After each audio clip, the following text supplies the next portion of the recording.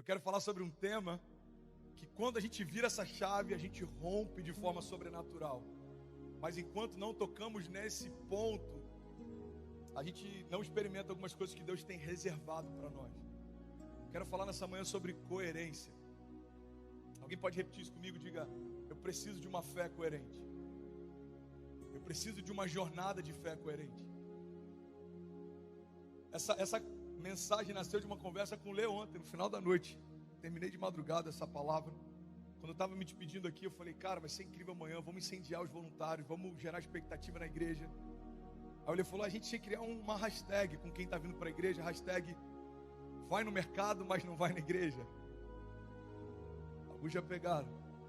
A hashtag vai na academia, mas não vai na igreja. Você que está aqui, você já passou dessa primeira fase, você está aqui, amém? Eu queria celebrar você que está aqui. Você pode celebrar cada família que está aqui nessa manhã. Não porque veio para uma igreja evangélica, mas porque não deixou a desculpa parar você.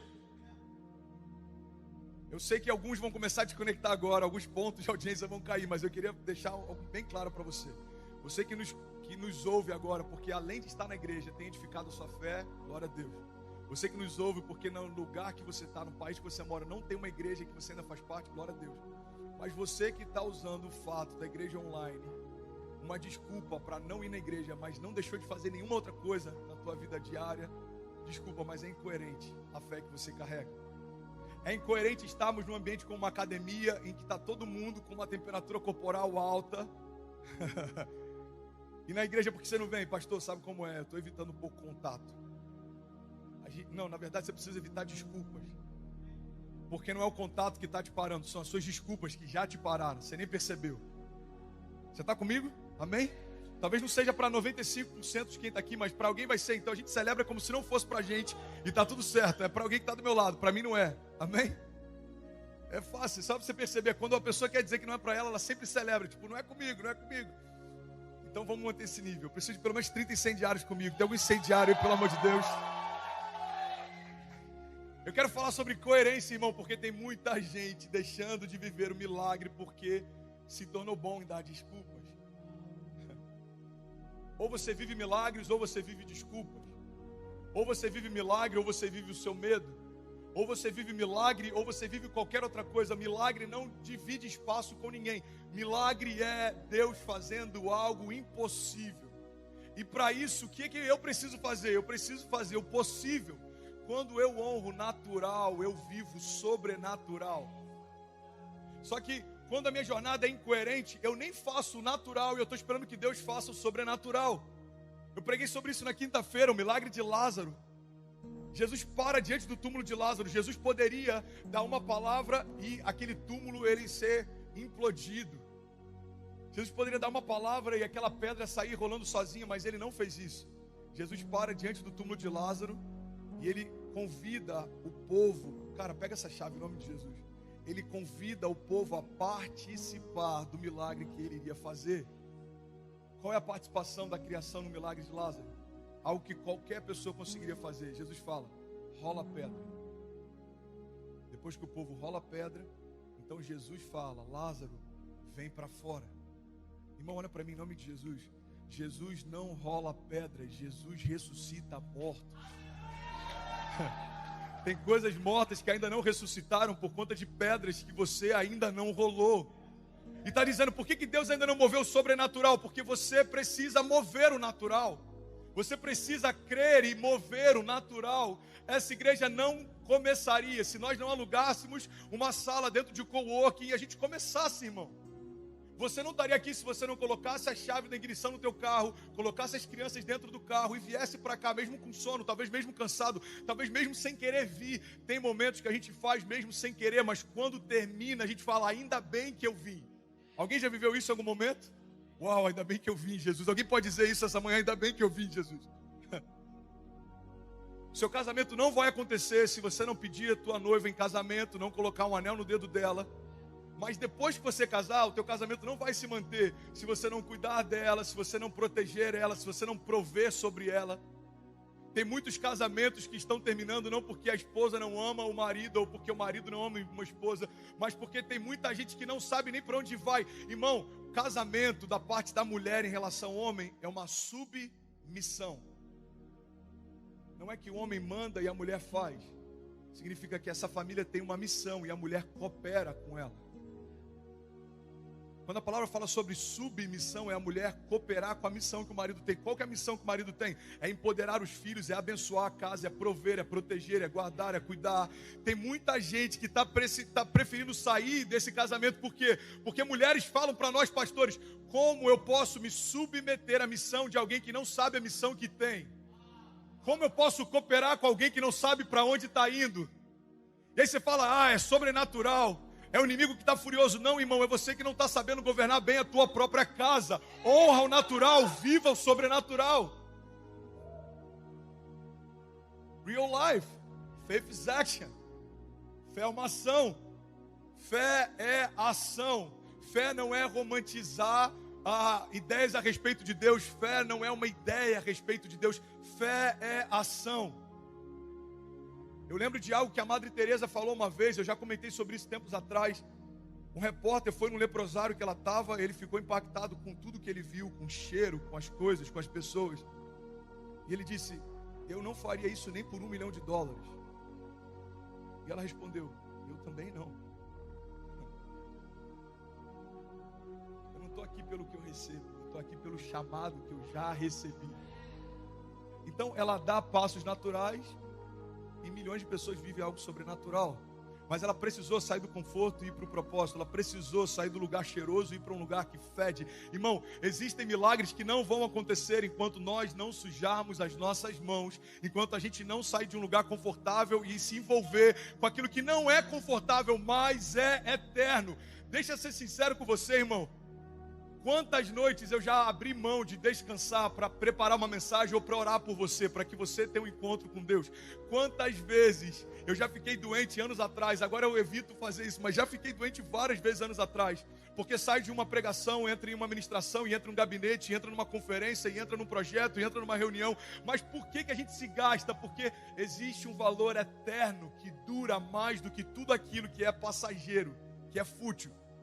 Mas o sobrenatural só vai acontecer se a gente der passos naturais. Não dá para esperar que Deus te use na palavra se a palavra nunca está aberta diante de você. Não dá para esperar céus abertos se a palavra continua fechada. Não dá para esperar que os nossos filhos sejam apaixonados por Jesus se eles não veem essa paixão nos movendo a servir, por exemplo. Eu quero que meu filho seja apaixonado por Jesus. O teu filho já te viu servindo pessoas porque ama Jesus? Então o que faz você imaginar que o teu filho vai querer ser um voluntário, apaixonado, envolvido, se ele ainda não viu isso em você? Coerência na jornada de fé. E eu não estou aqui para dizer que eu sou o dono da verdade. A espada que corta aí já me cortou aqui, amém? Amém? Eu só estou aqui para despertar você. Esse é o meu papel como pastor dessa casa. Coerência. Engraçado que toda essa mensagem eu não consegui entrar nela. Vamos ver se eu consigo. Se não conseguir, ficar para o culto da noite. Mas tudo isso nasceu por uma fala. Pessoas não vão para a igreja, mas vão para a academia. Pessoas não voltaram ainda para a igreja, mas já voltaram para o trabalho. Pastor, você sabe como é que é? Eu preciso pagar as contas. Eu sei. E você também não precisa ficar de pé? Porque se você só paga as contas, mas não se enche, você é um sobrevivente, irmão. Deus não te chamou para sobreviver. Deus chamou você para governar. Pastor, você está falando para eu ser um delinquente? Então não, tem várias pessoas aqui de máscara, de distanciamento. A gente higienizou tudo antes. O que eu estou dizendo é que se isso aqui para você é um risco, desculpa, irmão, mas 99% do que você faz e posta nos teus stories são um risco também. Pastor, eu sou do grupo de risco. Ok, você não sai de casa para nada? Não, então por favor, não saia para a igreja. Eu não estou te convidando a viver uma fé irracional que negligencia as coisas. Agora, se a igreja é o único lugar que para você oferece risco, tem alguma coisa errada na tua jornada de fé. O pastor está falando isso porque ele deve estar preocupado. A igreja está vazia. Não. Estou preocupado não com o que a gente está vendo agora, com os frutos que a gente vai colher daqui a 10 anos. Nós estamos semeando em tempos difíceis. Gênesis 26:12, Isaac, no tempo da seca, no meio do deserto, em terra árida, semeou e colheu ainda aquele ano 100 vezes mais do que tudo que plantou. Irmão, pega essa chave em nome de Jesus. Sementes liberadas em tempos fáceis geram frutos incríveis. Sementes geradas em tempos difíceis geram frutos impossíveis. Você semeia num tempo que era impossível semear, você crê no tempo que era impossível crer, você vai frutificar no tempo que era impossível frutificar. Por quê? Porque a gente se moveu de forma natural, crendo no sobrenatural. E ele acontece. Tem alguém que está comigo aqui, pelo amor de Deus, diga amém, eu creio, eu recebo. Eu quero chacoalhar você para essa realidade, irmão. Amém, pastor, já entendi, eu não vou perder um culto. Não. Vai muito além de bater cartão numa igreja evangélica. Eu estou falando do teu chamado também. Irmão, olha para mim. Você foi gerado por Deus para construir algo eterno, algo que dura, algo que tem valor, algo que vai além de você, algo que toca pessoas, algo que libera destinos. Existe uma dor em você que está diretamente conectado ao chamado que Deus te deu. Você sente uma dor quando pensa em crianças sendo abusadas. Todos nós sentimos, mas se você sente isso de uma forma ainda mais latente, cara, lute por isso, construa algo em torno disso. Você sente uma dor quando você pensa na ideia de que existe alguém com o estômago ardendo e não pode comer, então seja a mão que alimenta quem precisa de comida. Você sente algo te consome quando você vê alguém pregando algo que não tem nada a ver com a palavra, pessoas que pregam heresias. Então, irmão, se consuma pela palavra, seja alguém zeloso por ela, seja um mestre, ajude a edificar igrejas, oferte seminários para alguém. Eu não posso pregar, eu não tenho chamado, então pega um jovem que tem e fala: ei, nada vai faltar na construção da tua jornada de fé, eu vou bancar o teu seminário, eu vou abençoar você. Irmão, seja de forma natural alguém que libera o sobrenatural. Deus nos chamou para sermos provedores, não pedintes. Olha para mim, a gente tem que mudar essa mentalidade. Quem você é? Eu sou o provedor. E essa é a loucura desse entendimento. Mas eu só tenho para prover porque Deus proveu. Ou seja, eu sei que eu preciso dar, mas eu sei quem me deu primeiro. Eu sei que eu preciso fazer, mas eu sei quem fez em mim primeiro. Eu sei que eu preciso tocar, mas eu sei quem me tocou primeiro. Irmão, pessoas curadas curam pessoas. Pessoas saradas saram pessoas. Pessoas libertas libertam pessoas. Pessoas bem resolvidas ajudam pessoas. Mas pessoas feridas ferem pessoas. Pessoas frustradas frustram pessoas. Pessoas limitadas limitam pessoas. Aquilo que a gente tem que parar nessa manhã e entender é: ei, eu preciso ter uma jornada de fé que tem coerência. Eu quero que Deus me use, então eu tenho que me alegrar quando Deus usa alguém. Eu quero que Deus me empodere, então eu tenho que celebrar quando Deus empodera alguém. Eu quero que Deus me prospere, então eu tenho que fazer parte da construção da prosperidade de alguém. Eu preciso me mover de forma natural, para que a minha fé não seja só ideológica. Alguém está comigo ainda? Diga amém. Uma das coisas que mais tem sido debatido nesses últimos, 3, 4 anos, sobre essa questão de esquerda, direita, centro-esquerda, centro-direita, no Brasil está extremamente polarizado agora. E eu não vou tomar partido ideológico, eu não vou falar sobre nada disso, mas tem um termo que me chama a atenção, que são os esquerdistas de iPhone, alguma coisa do tipo, você já deve ter ouvido. O que é isso? É a incoerência de alguém que fala sobre uma ideologia comunista, mas que usa Rolex, iPhone, quando ninguém vê.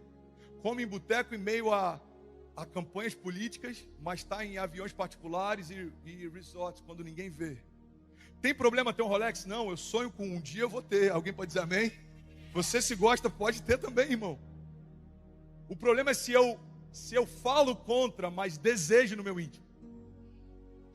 A hipocrisia é quando eu falo para você não fazer algo que eu faço, quando eu falo para você fazer algo que eu não faço. A hipocrisia tá, irmão, quando eu assumo um discurso, mas na realidade eu assumo outro papel. Algo que eu aprendi alguns anos atrás no Rio, eu queria compartilhar com você, é que o nosso discurso convence, mas o nosso exemplo arrasta. Então eu não posso falar sobre honrar o natural se eu não honro também. Não há nenhuma parede nessa igreja que eu não tenha ajudado a pintar. Não há nenhuma parte desse palco que eu não tenha ajudado a parafusar. Não há nenhuma conta dessa igreja que eu não tenha me envolvido para conseguir recursos e ajudar a pagar. Não há nada natural que eu não tenha me envolvido. E por isso eu tenho alegria em saber que de alguma forma sobrenatural Deus também tem me usado. É porque eu posso? Não. É porque Ele quis fazer, irmão. Eu só não quero atrapalhar o que Ele está fazendo. Faz sentido para alguém? O que é coerência? Coerência é entender que uma coisa não precisa anular a outra. Coerência é entender que se eu celebro o poder da oração, não significa que eu posso me ausentar do poder das ações. E vice-versa, se eu celebro o poder das ações, eu não posso negligenciar o poder da oração. Tem algo que eu posso falar em outro momento, eu não vou entrar muito nesse ponto agora, mas na história de Neemias, a Bíblia diz o seguinte: quando Neemias começou a sentir a dor pelo povo dele, a Bíblia diz que então ele senta e chora. Depois ele ora. Depois ele age. Eu vi algo do pastor Craig Rochelle que eu achei maravilhoso. Ele disse: sente-se para chorar, ajoelhe-se para orar, agora levanta e age. Pega essa chave, irmão. Neemias estava a 1.600 quilômetros de distância do povo dele. Ele não via a dor do povo, ele não via as ruínas da cidade, ele não via nada, mas a dor penetrou no coração dele a ponto de consumi-lo. Irmão, ele comia a mesma comida do rei, ele morava no mesmo palácio que o rei, ele estava bem. É como alguns de nós, você mora em Miami, talvez você tenha uma casa confortável, você dirige um carro aqui no Brasil, talvez seria inviável, você está confortável, mas não significa que não existam dores acontecendo exatamente agora. Então sente-se e chore. Nós precisamos nos alegrar com os que se alegram e chorar com os que choram. Existe algo que Deus está esperando você se mover para ser canal de cura sobre isso. O teu chamado antecede a tua existência, irmão. O teu chamado antecede a sua existência. Deus não olhou o que estava faltando e falou: já sei, deixa eu pegar o Jabre, me ajuda com isso aqui. Aí ele viu outra coisa que estava doente, já sei, deixa eu pegar o Leandro. Não. Você já nasceu com um chamado eterno para ser resposta de Deus para algo. Você está comigo? Diga amém. Então sente-se e chore. Olha para mim, irmão. Não tem nada melhor do que chorar algo que tem feito o coração de Deus chorar também. Tem nada melhor. Esses dias a gente foi atender uma menina aqui no gabinete. E aí ela queria falar comigo também. Eu apresentei a Rebeca. Eu falei: a líder da intercessão, pode conversar com ela, eu estou cansado. Teve um final de semana inteiro de ministração. Ela falou: não, pastor, eu preciso que você faça parte. Eu falei: tudo bem. Aí chamei o Lê, participa aqui, me dá um suporte. Qual que é o problema? Bom, o problema é o seguinte: eu tenho um filho, não foi planejado, e eu acabei de saber que eu estou grávida de novo. Eu marquei o aborto para segunda-feira. A Lari estava grávida ainda, o Pedrinho não tinha nascido, o Benício tinha 1 mês e meio, sei lá, de nascido, 2 meses. Na hora, nosso coração, eu lembro que a gente aconselhou, orou. Quando a gente saiu, o Lê sentou ali, começou a chorar. A gente estava assim: meu Deus. A gente está de fato tocando pessoas, talvez momentos antes dela tomarem uma decisão que podem se arrepender para sempre. Algumas pessoas perguntam: André, eu sempre vejo você pregando com essa paixão, qual que é o segredo? Irmão, o segredo é uma chave que Deus virou alguns anos atrás. É o entendimento de que alguém aqui, ou em meio dessas 3.600 casas, pode estar ouvindo falar de Jesus pela primeira vez, ou pode estar ouvindo falar dele pela última vez. É decisivo. Então quando você ouve algo como esse, você chora por isso, você está dizendo: Pai, eu me importo com aquilo que você se importa também. Isso me incomoda também, isso me entristece também. Agora, não dá só para ficar chorando pelo que está acontecendo de ruim, porque o teu choro, irmão, ele é natural, ele é necessário. Mas se você não secar o teu rosto e começar a fazer algo, você não vai mudar nada. Qual que é a segunda parte então, André? Eu preciso me levantar e fazer? Não. Você precisa se encher de Deus. Sente e chore.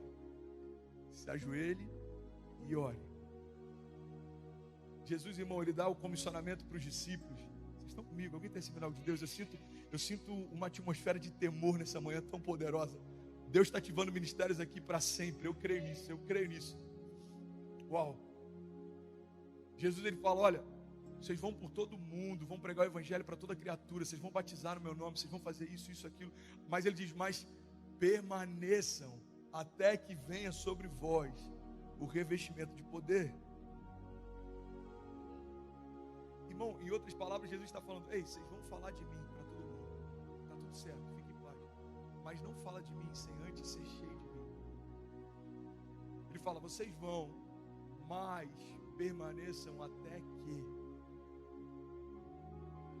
Sente-se e chore, se ajoelhe e ore, deixa Deus envolver você. Deus vai dar estratégias para você, Deus vai dar nomes para você, Deus vai dar ideias dos céus para você, Deus vai ativar algo em você. Irmão, eu falo sem nenhum medo de ser mal interpretado. O que eu tenho vivido como pastor nesses 2 anos é graça ao extremo do que esse nome carrega. De receber mensagem, como a gente recebeu na semana passada, o empresário da Barra fala, o meu filho de 8 anos não dorme sem antes ouvir uma pregação sua. Todos os dias ele só dorme antes de ouvir a pregação. E eu estou vendo o quanto vocês têm passado dificuldade com o som. Eu quero ofertar para mandar um engenheiro de áudio meu para ir, e eu vou pagar tudo que precisa para fazer a acústica do auditório. Irmão, entende algo? Por que isso está acontecendo? Porque o nosso LED é legal, porque... Não, irmão, pelo amor de Deus, estruturalmente nós não somos nada ainda. Mas em alguns momentos a gente já compartilhou, cara, eu creio, Deus vai mandar alguém para ajudar a gente com isso. Cara, eu creio, Deus vai levantar uma provisão para esse cara, eu creio. E aí do nada, pega essa chave, irmão, do nada chega uma mensagem, do nada chega uma resposta, do nada chega uma família, do nada uma porta se abre, do nada Deus te dá uma ideia, do nada, irmão. Esse do nada de Deus leva muito tempo para acontecer. Existe um clamor dentro de você sendo gerado, e do nada para os homens Deus envia uma resposta que já era algo real para ele. Do nada a gente recebe essa mensagem. Para Deus já estava resolvido. É por isso que em alguns momentos, irmão, ele diz, ei, aquietai-vos e sabei que eu sou Deus. É como se ele falasse, filho, eu já estou gerando algo que do nada vai chegar. Então aquieta o teu coração, espera em mim, entrega os teus caminhos ao Senhor, confia nele, e o mais ele fará. Vocês estão comigo? Então senta e chora. Descobre em Deus o teu chamado. O que queima você? Qual é o propósito eterno que Deus te gerou para fazer? O que em algum lugar na face da terra está à espera do teu posicionamento? Depois se ajoelhe e ore. Se enche de Deus, busca estratégias de Deus. Deus me dá ideias, me dá visões dos céus, abre portas, me conecta com as pessoas certas. Tira toda ideia que é minha, mas que não te agrada. Deus me mostra. Acabou de fazer isso? Agora levante-se e haja. Comece. Pessoas que marcaram a história não começaram grandes, irmão. O primeiro discurso do Martin Luther King não foi I have a dream. Ele falava quando ninguém queria ouvir. Primeira cesta do Michael Jordan não foi a última do último campeonato. A primeira vitória de Senna não foi a última que a gente viu antes da última corrida que ele partiu. Não foi. Ele estava em karts por horas, por anos, sonhando, gerando, até que a gente conheceu Senna, mas Senna já estava lá sendo gerado há tempo. O primeiro gol do Ronaldinho não foi no final de uma Copa. O teu melhor contrato não foi o último que você fez. Foi o primeiro, first step. Primeiro passo. A minha pregação não foi essa primeira. A primeira foi péssima, a segunda foi ruim, a terceira foi horrível, a quarta foi ok, a quinta foi péssima de novo. Até que em algum momento alguém gostou, eu comecei a falar, talvez eu consiga levar jeito para isso, talvez Deus me use com isso. Eu estou falando para pessoas bem-sucedidas em várias áreas, irmão. Você não começou pronto. Deus trouxe você até aqui. Então, comece a gerar em Deus os próximos passos. Deus, qual é o projeto? Qual é... Deus, eu não sei, eu quero ajudar a igreja com crianças. Eu vou, como um empresário procurou a gente, eu quero saber o que está no teu coração, pastor. No almoço essa semana eu falei, um campus só para o Kids, cara. Um auditório só para o Kids. A gente buscar os nossos filhos e ter lá crianças e adolescentes ministrando louvor, um palco para eles pregando a palavra, uma área criativa. Eu sonho com isso. Ele falou, então coloca no papel e me apresenta, e eu quero ver como eu consigo ajudar nisso. Irmão, já comecei a procurar o espaço, a gente já fez uma aplicação, a gente já está, ou seja, eu preciso sentir uma dor em Deus, eu preciso buscar uma direção em Deus e eu preciso agir. Move, faith is action. Isso é coerência. Você está comigo? Diga amém. Eu tenho mais 8 minutos, alguém me dá mais 8 minutos para terminar essa mensagem?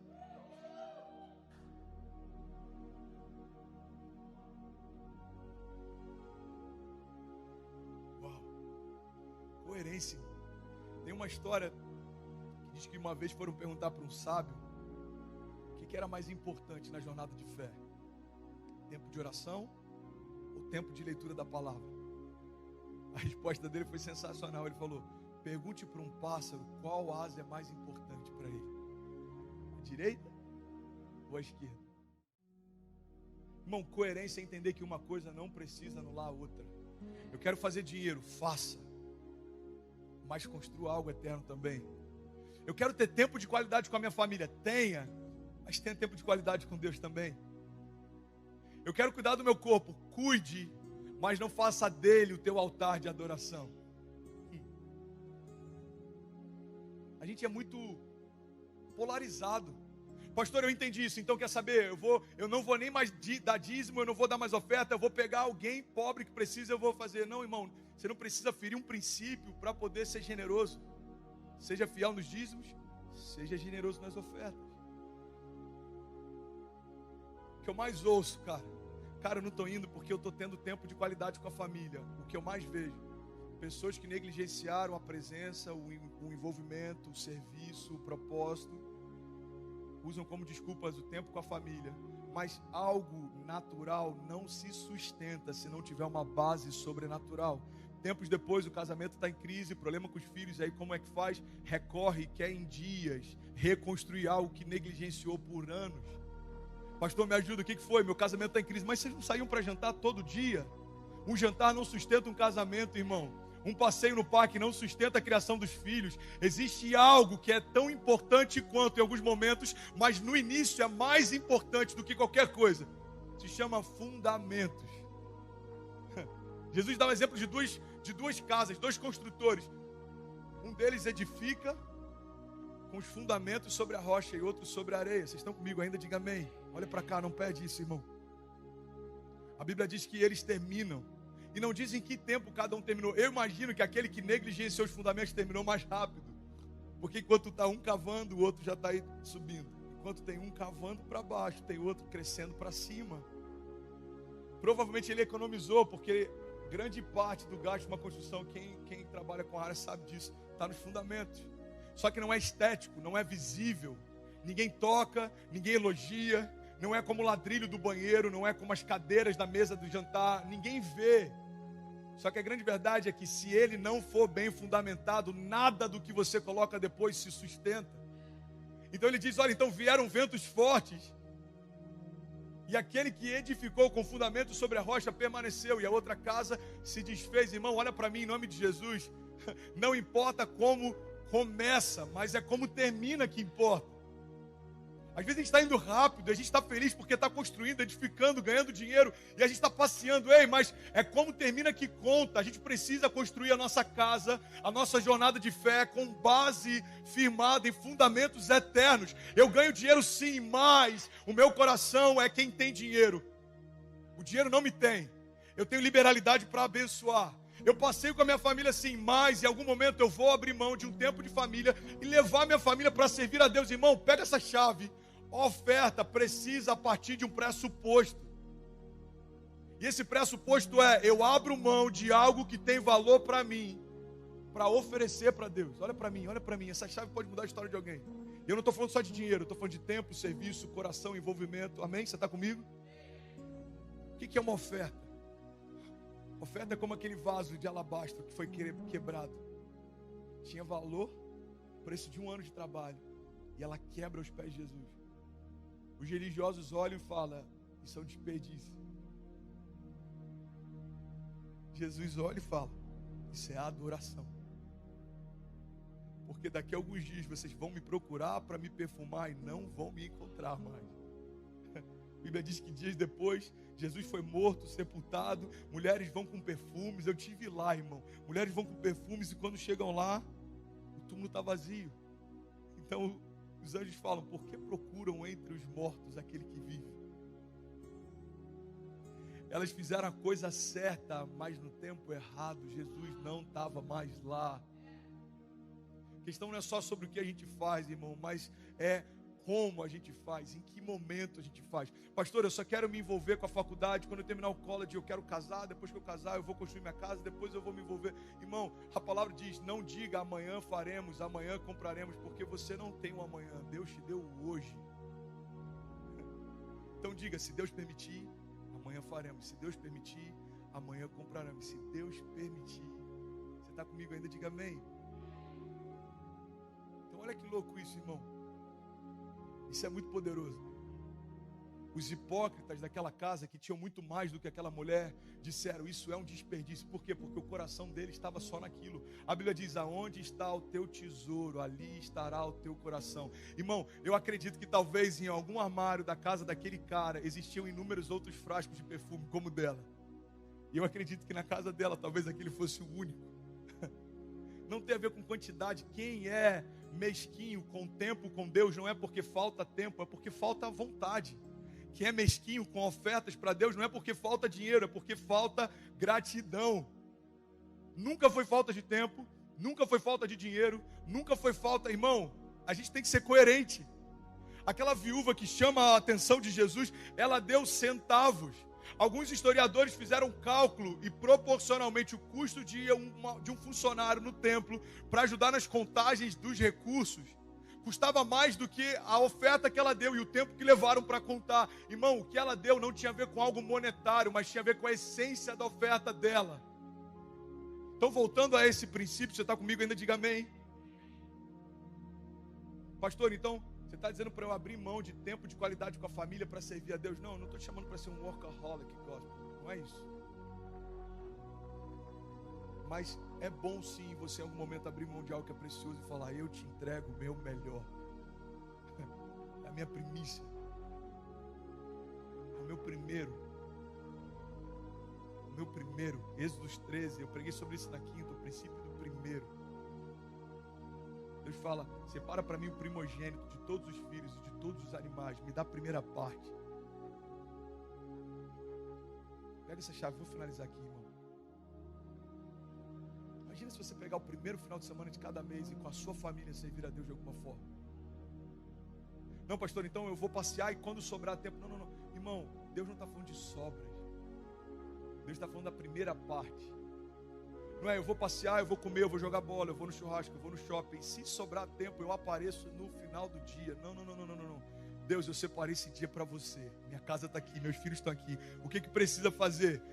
Tem que alimentar pessoas? Eu vou lá comprar cesta básica, eu vou ajudar a embrulhar. O que precisa fazer? Tem que pintar aqui. O que precisa fazer? Tem que orar por alguém. Cadê as fichas de consolidação? Deixa eu ajudar a ligar. Como é que eu faço? Irmão, se envolva, ame aquilo que Deus ama.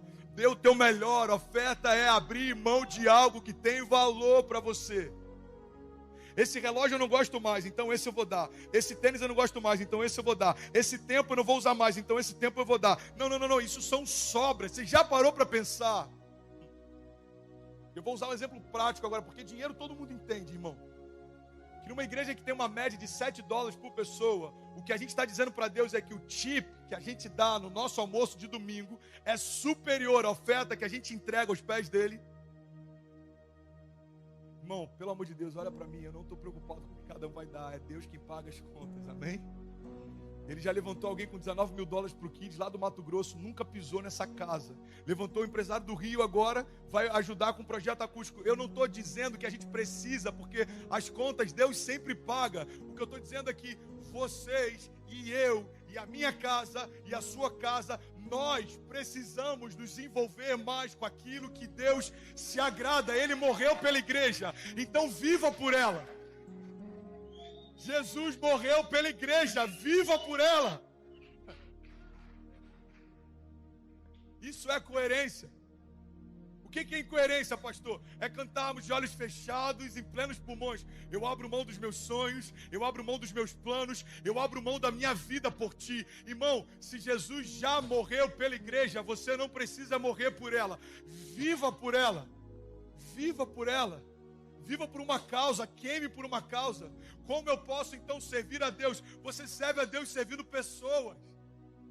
Você ama a Deus amando pessoas. Você abençoa, eu vou botar entre aspas, porque quem somos nós para abençoar a Deus? Mas entre aspas, você abençoa a Deus abençoando pessoas. Você é grato a Deus liberando algo sobre pessoas. Você está de pé porque em algum momento alguém abençoou você, irmão. 1988, todos os médicos falaram para os meus pais, aborta. Ele vai nascer com problemas de visão, malformação cerebral. Os meus pais decidiram pagar o preço, eles correram o risco. Foi minha primeira bênção. Como se meus pais falassem, hey, son, bless you. Eu abençoo você. Eu vou correr o risco por você, eu vou pagar o preço por você. Por que eu estou de pé pregando para você 32 anos depois? Porque há 32 anos atrás alguém pagou o preço por mim. Ah, então tua história começou no ventre? Não. Long time ago. E eu estou usando algumas pequenas palavras em inglês porque a gente já tem americano chegando, ok? We are global church. Local vision. Global, I don't know. Isso é louco. Grécia conectada, Tailândia, Itália acabaram de chegar. 4.000 pessoas conectadas praticamente, 3.700 contas. Pega essa chave, irmão. Ah, pastor, então você está de pé porque há 32 anos atrás alguém pagou o preço por você? Não. Eu estou de pé porque além de 32 anos atrás alguém ter pago o preço por mim, há 2021 anos atrás alguém se entregou por mim.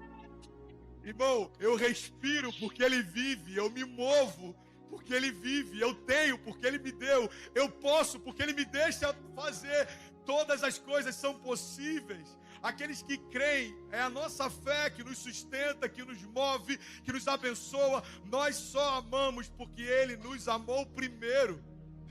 Aquilo que a gente está dando, a gente na verdade não está fazendo, a gente só está retribuindo. A gente tem que mudar essa visão. E eu termino aqui, irmão. A gente tem que mudar essa visão. A visão que a gente tem sem perceber é uma visão depois da queda. Pega essa chave. O homem peca, Deus fala, olha, eu vou tirar você do jardim. Não porque eu quero te punir apenas, mas é porque eu te amo. Se você na condição de pecado tiver acesso à árvore da vida eterna, eternamente você vai ser pecador. Então eu vou tirar você do acesso da vida eterna, até que eu, meu filho, possa redimir você. E então redimido será salvo, e então salvo terá acesso à vida eterna. Então eu vou tirar você daqui. Você está comigo? Ainda diga amém.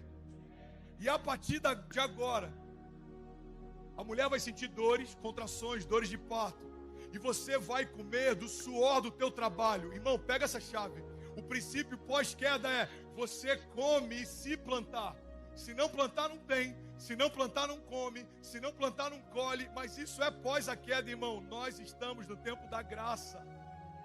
E na graça, Deus reestabeleceu tudo que o pecado removeu. Ou seja, eu não estou plantando para colher. Eu já colhi e agora eu vou replantar. Eu tenho para dar porque Deus me deu. Eu posso fazer porque Deus já fez. Eu amo pessoas porque Deus me amou. Eu creio em algo eterno porque aquilo que era eterno se desfez de toda a glória.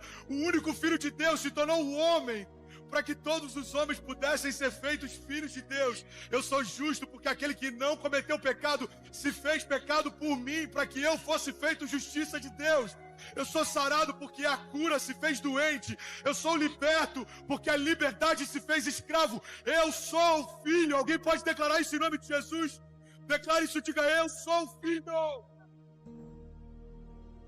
Fica de pé no seu lugar, irmão. Eu quero orar com você. Fica de pé. Fica de pé, você pode celebrar Ele. Feche seus olhos, levante as suas mãos. Se tem alguém com fome de Deus aqui nessa manhã, comece a fazer a sua oração. Deus, me usa, Deus, me usa, me enche.